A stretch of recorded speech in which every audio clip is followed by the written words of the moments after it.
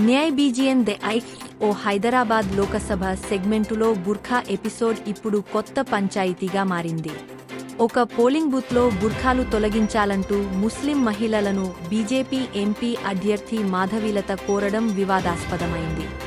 Booth level officer ఫిర్యాదుతో హైదరాబాద్ జిల్లా ఎన్నికల అధికారి రొనాల్డ్ రాస్ స్పందించారు. ఆయన ఆదేశాలతో పోలీసులు నోఆషా నమోదు చేశారు. బుర్ఖాలు తీయాలని ముస్లిం ఓటర్లను కోరడాన్ని మాధవీలత సమర్థించుకున్నారు. 150 మంది మహిళలను మరో ప్రాంతం నుంచి తీసుకొచ్చారన్న సమాచారంతో తాము ఆ పోలింగ్ బూత్కు వెళ్లామన్నారు. ఓటర్లను సరిపోల్చుకోవడానికి బుర్ఖాలు తొలగించాలని పోలీసులు కోరడం లేదన్నారు. మహిళా పోలీసులు అలా చెక్ చేయడానికి తమకు ఇన్స్ట్రక్షన్స్ లేవని తమ అధికారులు చెప్పినట్లు మాధవీలత ఆరోపిస్తున్నారు. హైదరాబాద్ పాతబస్తీలో దొంగ ఓట్ల ధరతం పడతానని మాధవీలత అంటున్నారు. ఇందుకోసం తాను పాదయాత్ర చేస్తానని తెలిపారు. రాక్షస రాజ్యానికి ఇంకా అంతమేముండదా దీనికి? ఇది డెమోక్రసీ, అది 21st సెంచరీ అంటారా దీన్ని? వాళ్ళు ఎంత గుండగర్దీలన్నా చేయొచ్చా?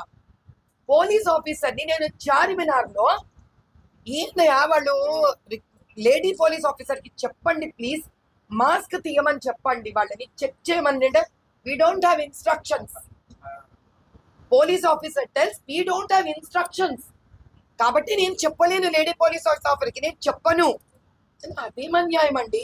మరి ఎవరు చెక్ చేయాలండి అంటే ప్రిసైడింగ్ ఆఫీసర్ కి కనుక మా హెల్ప్ కావాలనిపిస్తేనే చేస్తారంట. లేకపోతే వాళ్ళు రిగ్గింగులు కొట్టుకున్నా, ఫేస్ మాస్క్ తీయకున్నా, ఏం చేస్తున్నా అంటే నిలబడుకోని ఉంటారంట వాళ్ళు. ఏంటది? ఎవడున్నాడు హిట్లర్ ఇక్కడ? ఇది టైరానీ అంటారు దీన్ని. ఇది డెమోక్రసీ కాదు ఇది. Thanks for watching need BGN justice Telugu. office.